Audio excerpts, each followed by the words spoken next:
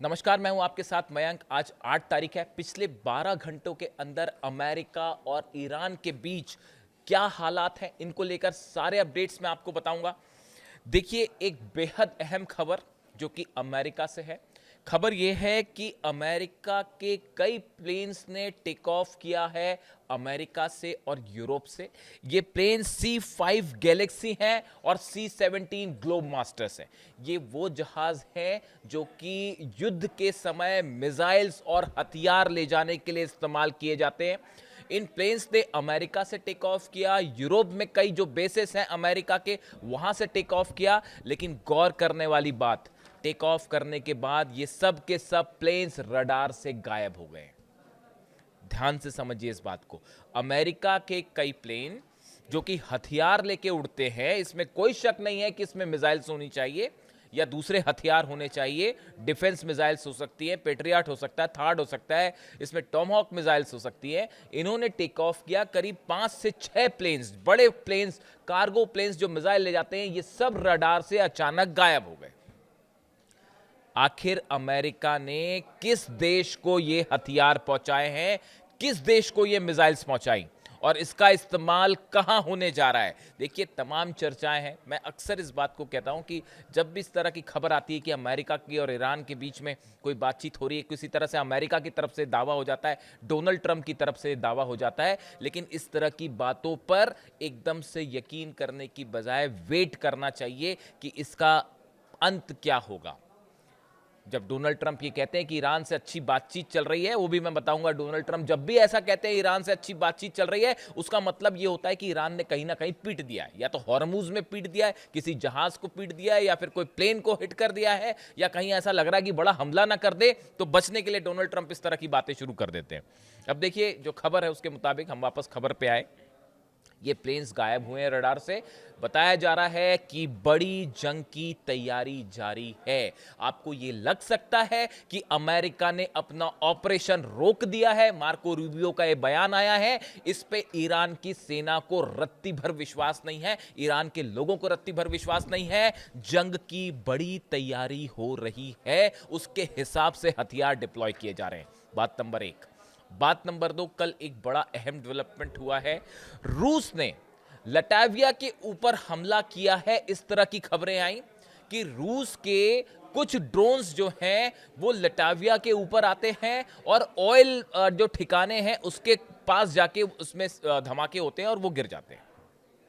उसके बाद social media पे एक खबरें फैली कि क्या रूस ने लटाविया को अटैक किया है, वो भी खासकर उसके ऑयल जो ठिकाने हैं उसके ऊपर हमला किया गया, और वो भी बिल्कुल इस अंदाज में जैसे कि ईरान के ड्रोन्स हमला करते हैं।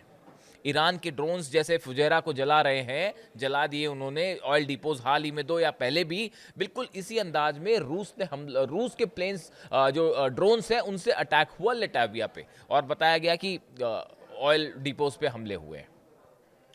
उसके बाद ये सवाल उठने लगा, पहली बात तो जैसे ये हुआ उसके बाद लटाविया नाटो कंट्री है। कई नाटो देशों से प्लेन्स ने टेक ऑफ किया लटाविया की तरफ। ये कुछ समय का टाइम था जो कि बेहद तनावपूर्ण था, और ये कहा जा रहा था कि रूस और नेटो कंट्रीज आमने सामने हैं इस मुद्दे को लेकर।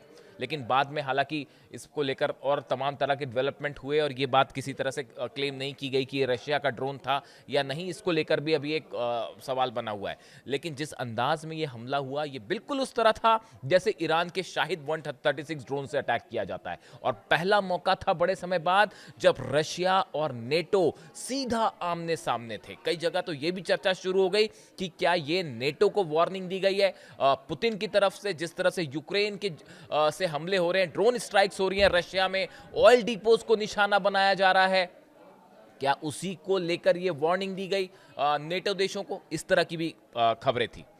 इसके अलावा देखिए, 2-3 ऐसे डेवलपमेंट हुए हैं खासकर हॉर्मूज में, जो कि इस बात का संकेत दे रहे हैं कि किसी भी तरह की शांति की कोशिश, बातचीत की कोशिश, सीज फायर की जो बातें हैं वो पूरी तरह से बेबुनियादी है। और हकीकत ये है कि अंदर ही अंदर जबरदस्त जंग की तैयारी चल रही है दोनों तरफ से।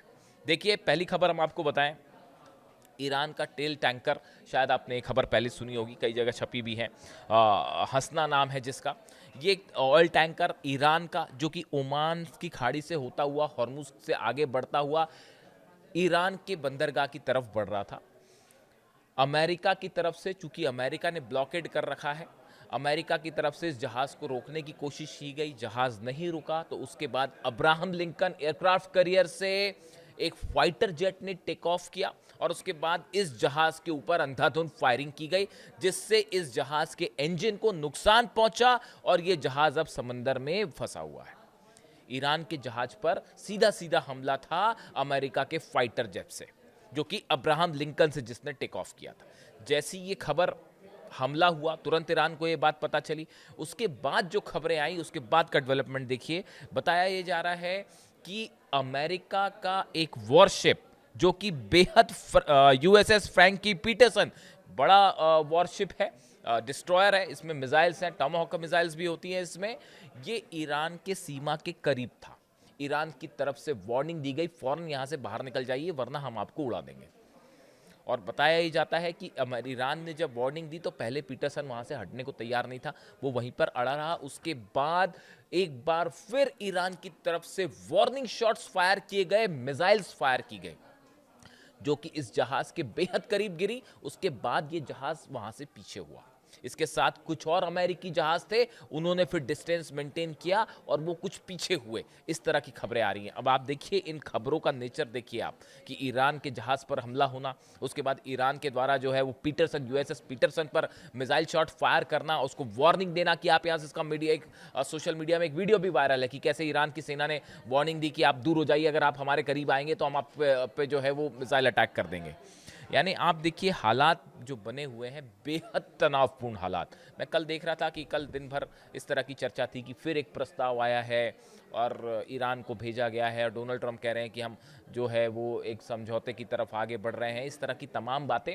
उसके बाद फिर तुरंत धमकी भी आ जाती है डोनाल्ड ट्रंप की कि अगर समझौता नहीं हुआ तो बड़ा हमला हो सकता है। ईरान की सेना ने जवाब दिया, ईरान की सेना ने जवाब दिया है कि किसी भी तरह का दबाव डोनाल्ड ट्रंप का नामंजूर है, और अगर इस बार हमला किया, इस बार धोखा किया, इस शब्द का इस्तेमाल किया ईरान ने कि अगर इस बार धोखा हुआ और धोखे से हमला हुआ तो वो हाल किया जाएगा जो शायद डोनाल्ड ट्रंप ने और अमेरिका ने सोचा नहीं होगा। ये जो फुजैरा में जो गिरे दोनों जो तेल डिपोज जले हैं, कहा जा रहा है फॉल्स फ्लैग ऑपरेशन है। मेरे मुताबिक कोई फॉल्स फ्लैग ऑपरेशन नहीं है, डंके की चोट पर ईरान ने मिसाइल्स और ड्रोन्स फायर किए थे। और सुनिए एक बड़ी खबर, ये जो ऑपरेशन फ्रीडम, क्या प्रोजेक्ट फ्रीडम चलाया था डोनाल्ड ट्रंप ने, जिसमें कहा गया था कि हॉर्मुज में अमेरिका की नौसेना जाएगी और शिप्स जो है वहां से एस्कॉर्ट करते हुए तेल टैंकर्स को निकालेंगे।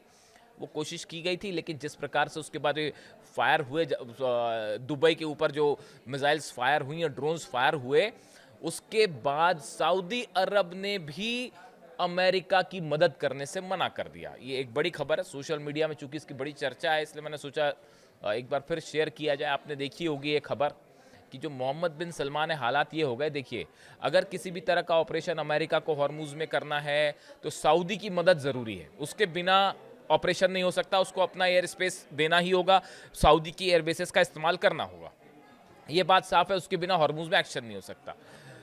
अमेरिका ने बिना किसी देश से पूछे सीधा इस बात का डोनाल्ड ट्रंप ने अनाउंसमेंट कर दिया कि हम ऑपरेशन फ्रीडम जो है वो प्रोजेक्ट फ्रीडम शुरू करने जा रहे हैं और हमारे जहाज जो हॉर्मुज में जाएंगे और वहां से जहाज़ों को निकालेंगे, टैंकर्स को। किसी भी अरब देश से इसकी चर्चा नहीं की गई, खासतौर पर सऊदी से चर्चा नहीं की गई।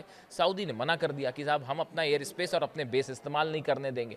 मामला यहां तक पहुंचा कि डोनाल्ड ट्रंप को मोहम्मद बिन सलमान को फ़ोन करना पड़ा। मोहम्मद बिन सलमान और ट्रंप की फ़ोन पर बात हुई, लेकिन उसके बाद भी सलमान इस बात के लिए राज़ी नहीं हुए। उन्होंने कहा आप हमारे एयर बेसिस का इस्तेमाल मत कीजिए। वजह क्या थी? सऊदी इस बात को अच्छी तरह जानता था कि अगर हॉर्मुज में किसी तरह का ऑपरेशन डोनाल्ड ट्रंप या अमेरिका करेगा, उसका नतीजा होगा सऊदी का एक भी तेल का ठिकाना नहीं बचेगा, एक भी ऑयल रिफाइनरी नहीं बचती, कोई भी एयरपोर्ट्स नहीं बचते, एयर स्ट्रिप्स नहीं बचती। और ईरान की तरफ से पिछली बार के मुकाबले कहीं बड़ा हमला होता जो सऊदी के लिए बड़ा नुकसानदेह होता।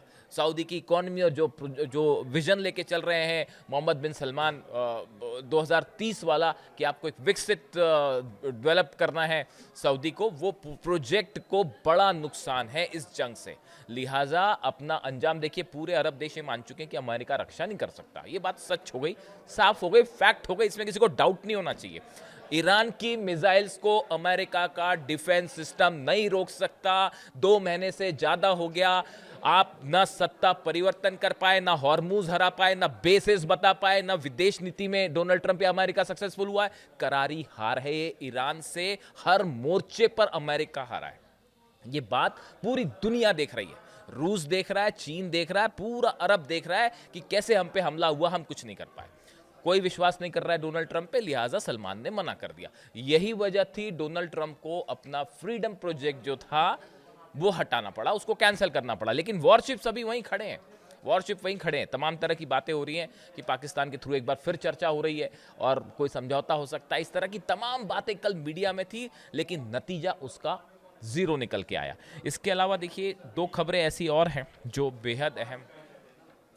चीन और ईरान के बीच में क्या बात हुई, ये वो सवाल है जो इस समय इंटरनेशनल रिलेशंस के जो एक्सपर्ट्स हैं उनके बीच में एक चर्चा का मुद्दा है कि हॉर्मूज को लेकर चीन का क्या रुख है, रूस का क्या रुख है, और खास तौर पर डोनाल्ड ट्रंप की चीन यात्रा के पहले अब्बास अराक्ची का चाइना जाना, वहाँ के विदेश मंत्री से मिलना, वो इस बात को बताता है कि आने वाले कुछ दिनों के लिए हॉर्मूज को लेकर चीन का क्या रुख होगा, उसकी रणनीति बन चुकी है।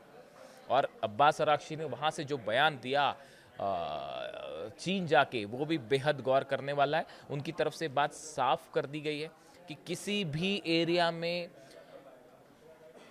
ईरान अमेरिका की किसी भी शर्त के आगे नहीं झुकेगा, किसी दबाव में नहीं आएगा।